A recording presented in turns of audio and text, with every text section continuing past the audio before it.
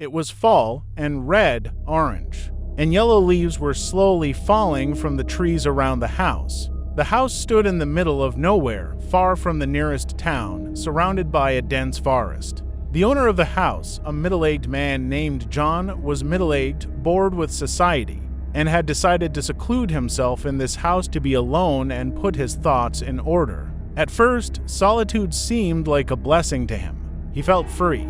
The solitude allowed him to pursue his hobbies and learn new skills. Over time, however, John began to notice strange things in his home. At night, he would hear rustling in the hallways as if someone was walking through the house. Sometimes he would notice movement out of the corner of his eye, but when he turned around, there was no one there. One day, waking up in the middle of the night, John saw a female figure standing by his bed. She was dressed in a long white dress and slowly approached him without making a sound. John was startled and turned on the light, but the figure disappeared. John decided it was his imagination and tried to go back to sleep. But fear and loneliness overcame him. Every night he heard whispers and rustles, and sometimes he saw shadows sliding along the walls. During the day, he searched for an explanation for these phenomena, but found nothing. Friends and family were too far away to come to his aid. John began recording his observations in his diary, hoping it would help him solve the mystery. In his notes, he described every sound, every vision, every shadow.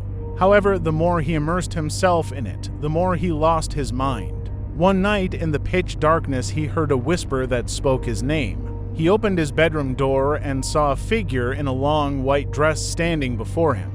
She was as pale and transparent as a ghost. She whispered to him, "You are not alone." John, without turning around, ran out of the house and ran into the woods. He ran until he was exhausted and fell to the ground, panting.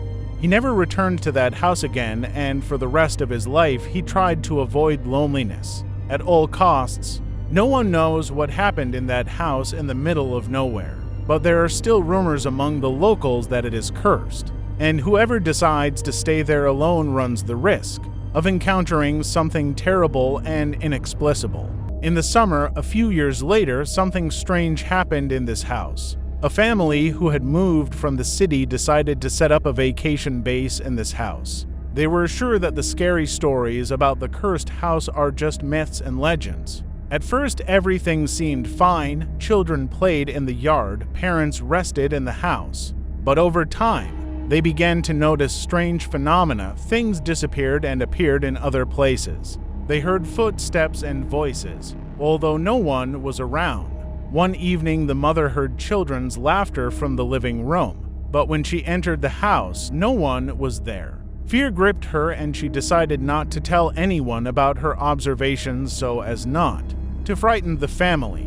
But one day, when everyone was in the house, the worst thing happened. They heard the screams of the children and rushed to their rooms. The doors were locked from the inside and would not open. Fear and helplessness gripped the parents. After a few minutes, the doors opened by themselves and they saw the frightened children. The children said that they had seen ghosts playing with them in their room. They were children dressed in old-fashioned outfits they had never seen before. That same night, the family left home and never returned.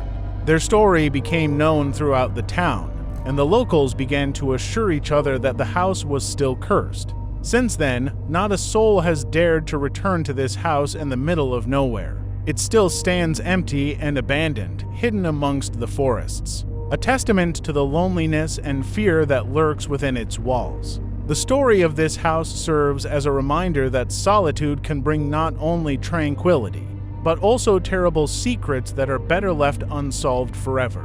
As the years passed, the house in the middle of nowhere remained empty and forgotten, and its story grew in legends and horrors. The locals considered it cursed and tried to avoid it. But one dark night, a group of paranormal researchers decided to investigate this mysterious house. They were sure they would find evidence of supernatural phenomena. When they entered the house, there was a tense and eerie atmosphere inside. They began making audio and video recordings, setting tape traps, and trying to summon spirits. Soon, strange things began to happen. Lights began to flicker, doors began to close on their own. Equipment made strange noises and recordings. As they moved deeper into the house, the explorers began to sense that they were not alone. Their footsteps became audible in return, and they felt touches and cold breath on their feet. Fear gripped the group, and they decided to leave the house. But the doors were locked, as if someone or something was preventing them from leaving. Attempts to get out were futile, and they began to feel that something sinister and unexplainable was surrounding them. Suddenly, a strange phenomenon began to occur in the room. Furniture began to move and fly through the air, as if under the influence of an invisible force. The researchers screamed and begged for help, but nothing could help them. Their cameras recorded only disorder and chaos. Several hours seemed like an eternity until finally the doors of the house opened. The researchers ran outside, fleeing the embrace of this terrifying place. Equipment was destroyed, and only fragments of the horror they had experienced remained. Of the records, exploring this backwoods house only served to cement its reputation as a place where loneliness meets inexplicable terror. Since then, no daredevil has dared to enter its doors, and its story has come to symbolize how loneliness can turn a home into a place of nightmares and fears that will forever remain unsolved.